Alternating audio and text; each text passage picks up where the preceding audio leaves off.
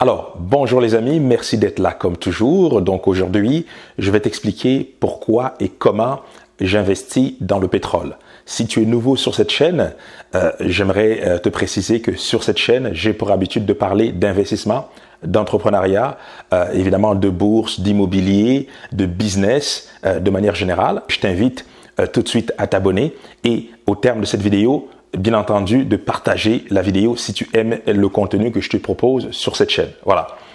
Pourquoi et comment j'investis dans le pétrole?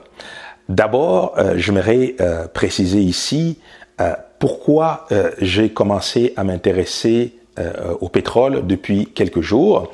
Si tu as regardé mes dernières vidéos, tu sais que dans l'une des vidéos de mes vidéos récentes, je t'expliquais mon analyse par rapport au marché, par rapport à la crise financière que nous connaissons, combinée à la pandémie qui a mis finalement plusieurs personnes en confinement, tout simplement. Voilà, donc cette situation a généré des bouleversements sur les marchés financiers, donc des fortes fluctuations, et le pétrole a attiré mon attention il y a quelques jours pour plusieurs raisons que je vais te préciser aujourd'hui dans cette vidéo. Voilà, donc premièrement, ce qu'il faut savoir par rapport au pétrole, c'est que le pétrole est une ressource qui est premièrement une ressource stratégique pour plusieurs pays.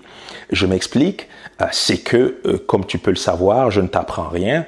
Aujourd'hui, même si on assiste à un développement de la technologie au niveau des énergies renouvelables, le pétrole représente plus ou moins 80% des besoins en énergie que nous avons, autant en tant que particulier avec nos voitures, mais également au niveau des entreprises, au niveau des pays, au niveau des business, au niveau des bateaux, au niveau des avions, etc., etc. Donc, le pétrole est une ressource stratégique.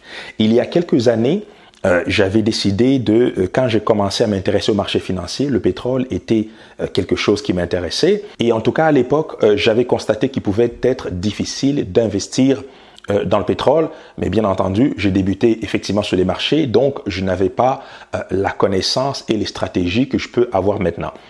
Dernièrement, on a entendu parler notamment de ce fameux tweet du président américain qui soulignait que les Russes et l'Arabie Saoudite devaient avoir une entente, du moins avaient prévu de s'entendre par rapport au prix du pétrole. Voilà, par rapport à cette entente, justement, une autre des caractéristiques du pétrole, donc je viens de te dire que il s'agissait d'une ressource assez stratégique pour plusieurs pays, mais de l'autre côté, il faut savoir que l'Arabie Saoudite et la Russie sont deux gros producteurs de pétrole et ces deux producteurs de pétrole sont, je dirais, en conflit entre guillemets par rapport à la quote-part de chaque pays sur le marché, par rapport à la quantité finalement que chaque pays a le droit, entre guillemets, de produire et de vendre sur le marché. Donc, les deux pays ne s'attendent pas par rapport à, finalement, limiter la quantité de pétrole que chaque pays peut produire. Donc, voilà. Donc, cette crise, je dirais, ce conflit sur la quantité de pétrole à mettre sur le marché entre les Russes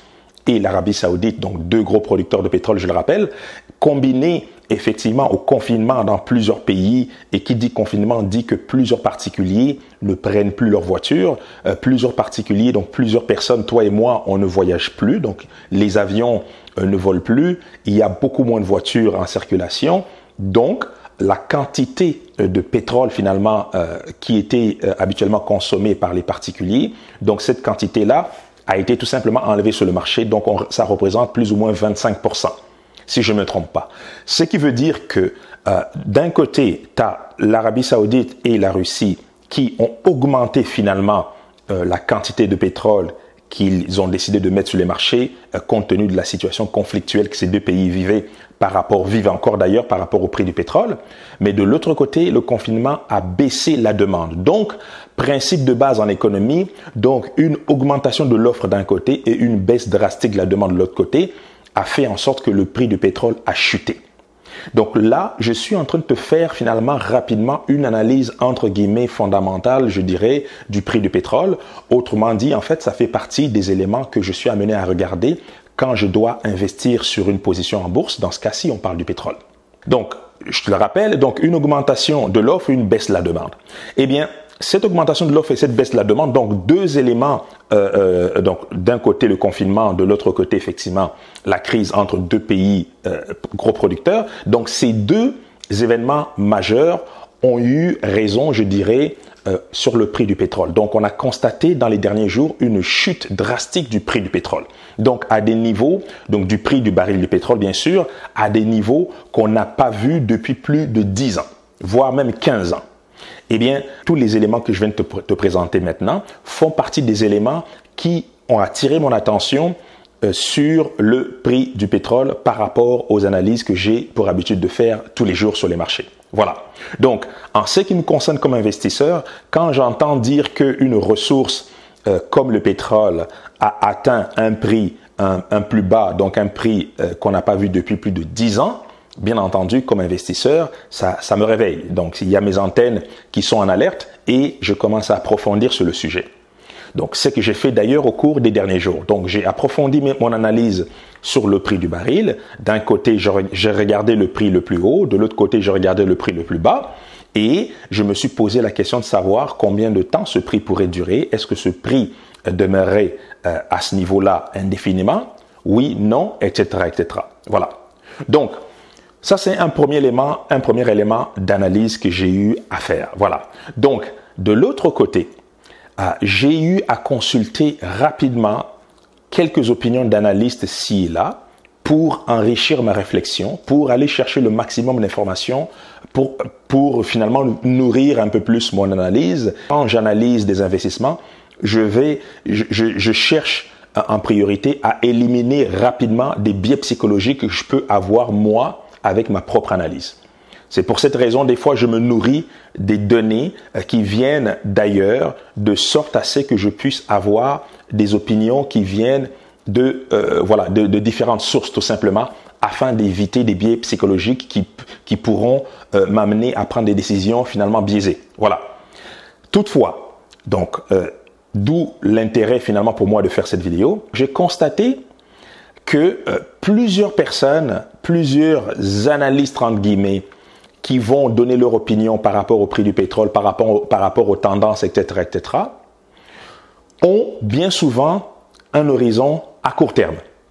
J'ai déjà eu d'ailleurs à faire une vidéo sur l'investissement à court terme et l'investissement à long terme. Donc, si tu as déjà vu cette vidéo, tu sais que je suis plus du type investissement long terme. Je mettrai le lien de la vidéo donc juste en haut ici, tu pourras aller voir. Et donc, j'ai constaté que plusieurs analystes, quand vient le temps de parler du pétrole, quand vient le temps d'analyser le pétrole, ces analystes-là vont plus parler du conflit ponctuel entre les Iraniens, les Saoudiens et les Russes.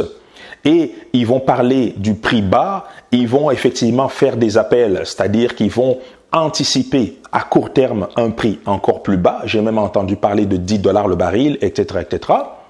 Et ils vont comme ça complexifier finalement la situation, comme si cette situation n'a jamais été vue auparavant. Eh bien, en tant qu'investisseur, l'idée n'est pas justement d'investir sur la base des émotions, d'un côté l'avidité, de l'autre côté la peur. Qu'est-ce qui arrive quand on prend un peu de recul par rapport au prix du pétrole à court terme? De manière générale, je te dirais que la tendance du prix du baril, la tendance du prix du pétrole, à long terme, est une tendance baissière. Donc, ça fait déjà quelques années. Si on regarde, je mettrai d'ailleurs le graphique juste là. Si on regarde la tendance, on voit que le prix du pétrole, depuis quelques années, quand on prend un peu de recul, c'est une tendance baissière. Par contre, à moyen terme, on se rend compte que le prix a été relativement stable depuis un certain temps. Pourquoi? Parce que même si de manière générale, on parle de plus en plus des énergies vertes ou des énergies renouvelables, donc il y a une évolution des technologies, le pétrole reste quand même une source d'énergie importante par rapport à nos besoins en énergie. Finalement, le pétrole vient combler ce besoin-là pour une très très grande partie pour l'instant. Donc, on ne va pas se débarrasser du pétrole demain. Ça, c'est d'un côté. De l'autre côté, on sait que nous sommes en confinement, donc ça explique finalement en grande partie aussi une baisse de la demande. Et le conflit entre les Saoudiens et les Russes vient effectivement accentuer cette baisse, finalement ce déséquilibre entre la demande d'un côté et l'offre parce que les deux pays ont décidé d'augmenter leur offre. Eh bien, la question qu'il faut se poser, plutôt que d'avoir le nez collé au prix du baril à chaque 30 minutes, comme plusieurs analystes semblent le faire, la question qu'il faut se poser, est-ce qu'à moyen terme, donc d'où l'importance encore une fois d'avoir un horizon à moyen long terme, plutôt qu'à court terme, parce que, encore une fois, je le rappelle, à court terme, les émotions prennent le dessus sur la raison, alors que à moyen long terme, les fondamentaux viennent toujours corriger le prix, tout simplement. Donc, si on se pose la question à moyen terme, à long terme, est-ce que le confinement va continuer indéfiniment? Est-ce que, selon toi, dans 1 an, dans 2 ans, dans 3 ans, dans 4 ans, on sera encore en confinement? En tout cas, les probabilités pour que ça s'arrête sont très élevées. J'espère que tu es d'accord avec moi, d'un côté. De l'autre côté, est-ce qu'il y a déjà eu des conflits entre 2 pays producteurs de pétrole par rapport à la quantité à mettre sur le marché ou par rapport au prix? La réponse est oui. Est-ce que ces pays-là ont fini par trouver un terrain d'entente? La réponse est oui. Donc, le conflit que nous avons aujourd'hui entre les Saoudiens et les Russes par rapport au prix du pétrole, oui, ça fait partie des choses qui arrivent, ça fait partie du jeu. Donc, selon moi, par rapport à mon analyse, ce conflit-là finira par se terminer à un moment donné. Le confinement également finira par se terminer à un moment donné. Et nos besoins en pétrole ne vont pas disparaître dans les 2 ou les 3 ou les 4 prochains mois. Donc, tu vois déjà mon approche. Donc, d'un côté, tu as des analyses qui vont partir dans tous les sens, lancer des cris d'alerte, le baril à $10, à $2 ou je ne sais pas trop quoi. Mais la réalité est que quand tu prends juste un tout petit peu de recul et que ton horizon est beaucoup plus loin qu'une journée, tu vas te rendre compte que les événements qui expliquent un faible prix au niveau du baril en ce moment sont des événements qui vont disparaître à un moment donné, du moins à moyen terme. Et qu'est-ce qui va se passer quand ces événements-là vont disparaître? C'est que le prix du baril va tout simplement remonter. Aussi simple que ça. Donc, en tant qu'investisseur, voilà mon analyse par rapport à la situation. Bien entendu, l'objectif de cette vidéo n'est pas pour t'inciter à investir. L'objectif de cette vidéo, c'est simplement pour t'expliquer mon approche, pour t'expliquer de manière générale comment est-ce qu'on peut faire une analyse. Bien entendu, il s'agit d'une vidéo de quelques minutes, mais grosso modo, tu vois un peu ma démarche par rapport à ça. Et j'en profite par la même occasion pour te mettre en garde par rapport à des analyses à court terme quand il s'agit d'investissement, quand il s'agit de marché financier, parce que à court terme, effectivement, on ne se retrouve pas. Il devient très, très difficile de faire des placements judicieux. D'ailleurs, au cours des 3, 4, 5 derniers jours, il y a eu une forte volatilité au niveau du prix du pétrole. Sur Twitter, finalement, quand le président américain a déclaré que les Saoudiens et les Russes étaient d'accord pour prendre une entente sur la quantité que ces 2 pays allaient mettre sur le marché, eh bien, le prix du baril du pétrole a bondi aussitôt. Et quelques minutes, quelques heures après, on a vu dans les médias, quelqu'un d'autre a déclaré que ce n'était pas vrai, que, en tout cas, les Russes avaient démenti cette affirmation-là et on a vu le prix du baril baisser encore. Donc, la personne qui investit à quelques heures près peut se faire prendre à ce jeu-là par une certaine volatilité, mais à très court terme. Tu vois un peu la réflexion. Donc, mais quand tu prends du recul par rapport à tous les éléments que je viens de te donner, à moyen long terme, le prix du baril, quant à moi, par rapport aux éléments que je viens de te donner, ne peut que monter. Donc, comment est-ce que je me suis pris pour justement profiter de cette volatilité du prix du pétrole à court terme et c'est quoi mon horizon par rapport à ce prix du pétrole et quel type de rendement je m'attends à faire sur ce placement. J'ai décidé bien sûr d'investir sur le pétrole. Comme tu peux le comprendre, je n'ai pas investi sur le pétrole en allant acheter directement des barils de pétrole. Donc, j'ai investi sur le pétrole en misant en bourse sur une compagnie qui produit finalement, qui a comme activité l'extraction de pétrole. Donc, il y a plusieurs entreprises dans ce domaine et bien entendu, j'ai dû choisir avec soin l'entreprise sur laquelle je voulais investir et comment j'ai fait pour trouver cette entreprise-là. D'un côté, je regarde l'historique de l'entreprise, la stabilité du prix de l'action, même si bien entendu, tu peux t'imaginer avec la baisse du prix du baril, donc les actions des entreprises qui sont dans le domaine du pétrole, ces actions-là ont également chuté. Et ça revient encore à un concept que j'ai déjà eu à te présenter sur cette chaîne. C'est pas parce que le prix de l'action chute que l'entreprise en elle-même ne vaut plus rien. Il y a toujours une valeur intrinsèque sous-jacente à toute entreprise. Donc, dans ce cas-ci, donc j'ai analysé rapidement l'historique de l'entreprise d'un côté, ses activités de l'autre, et je regardais également la compétence de ses gestionnaires. Le management est quelque chose de très, très important quand vient le temps d'investir dans une entreprise. Je regardais le prix le plus haut que l'entreprise, donc que l'action de cette entreprise a connu dernièrement en bourse, et je regardais le prix le plus bas. Donc, la différence entre les deux, pour moi, c'est l'amplitude. Donc, c'est sur cette différence-là que je peux espérer faire mon rendement. Et j'ai choisi comme ça une entreprise qui a toujours fait preuve de bonne gestion d'un côté et qui a toujours eu des chiffres, donc un rendement positif au cours des derniers trimestres, et en faisant bien attention que l'entreprise soit pas très endettée, même si dans ce domaine, la plupart des entreprises ont quand même un certain niveau de dette. L'idée, c'est de voir, en gros, les entreprises qui ont eu une meilleure gestion comparativement à d'autres. Voilà. Et donc, j'ai investi en bourse sur cette entreprise-là. Voilà. Donc, maintenant, depuis cet investissement, donc ça remonte à exactement peut-être 3 jours maximum, mon placement a déjà pris 10%. Mais ça, c'est une information à court terme. Donc, à court terme, je m'attends à ce qu'il y ait toujours une certaine volatilité. Ce qui veut dire qu'en ce moment, mon placement a pris 10%, donc je suis dans le vert. Mais demain, mon placement peut perdre, je dirais, en tout cas, le prix de l'action peut reculer et je peux me retrouver dans le rouge. Mais encore une fois, un investisseur n'a pas peur de ces genres de choses. Un investisseur sait que le prix de l'action monte et descend.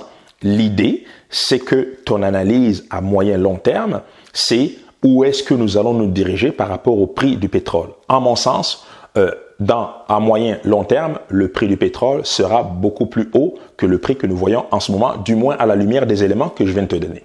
Encore une fois, ce n'est pas une recommandation d'achat, c'est une simple analyse par rapport à la situation. Voilà. Donc, c'est comme ça que j'ai eu à faire mon placement. Alors, au niveau du rendement, à quoi je m'attends? Je m'attends sur ce placement-là à faire, je dirais, un 50% de rendement minimum, 100% au mieux, et si je suis patient, je peux même compter à faire du 200% sur cette position, et ça au cours des 6 prochains mois. Voilà. Donc, encore une fois, mon horizon, c'est du moyen long terme. Et quand je parle du moyen long terme, je parle de 6 mois. Je dirais au minimum, je dirais 3 mois et au maximum 12 mois. Voilà. Donc, c'est dans cette période-là, finalement, de temps que j'ai tendance à conserver mes positions, justement pour essayer d'en tirer, surfer finalement sur la vague haussière le plus longtemps possible. C'est ainsi qu'on finit par avoir des rendements assez intéressant. Voilà, je tenais à te faire cette vidéo pour te montrer un cas pratique d'un investissement. Dans ce cas-ci, on parle du pétrole. Donc, j'ai investi sur le pétrole en utilisant un pilier d'enrichissement qui est la bourse. Je te rappelle que la bourse est un pilier d'enrichissement parmi d'autres, comme l'immobilier aussi est un pilier d'enrichissement. Dans ce cas-ci, on parle de la bourse. Voilà. Donc, si toi également, tu es du genre à investir en bourse, si la bourse est quelque chose qui t'intéresse ou pas d'ailleurs, j'aimerais t'entendre. Donc, dis-moi, quelle est ta stratégie? Est-ce que c'est quelque chose qui t'intéresse ou pas? Est-ce que tu suis parfois certains titres en bourse ou non? Est-ce que tu arrives facilement à faire la relation entre la situation économique actuelle et les marchés financiers ou non? Voilà, partage avec moi, dis-moi qu'est-ce que tu en penses. Ça me ferait un grand plaisir de te lire et voire même de te répondre. Voilà, sur ce, je te dis à très très bientôt pour une nouvelle vidéo. Avant de se quitter, n'oublie pas de télécharger mon livret, les 10 bonnes raisons de devenir investisseur. Il s'agit du premier lien au bas de cette vidéo. À très bientôt encore une fois. Santé, amour, bonheur et prospérité. À très bientôt.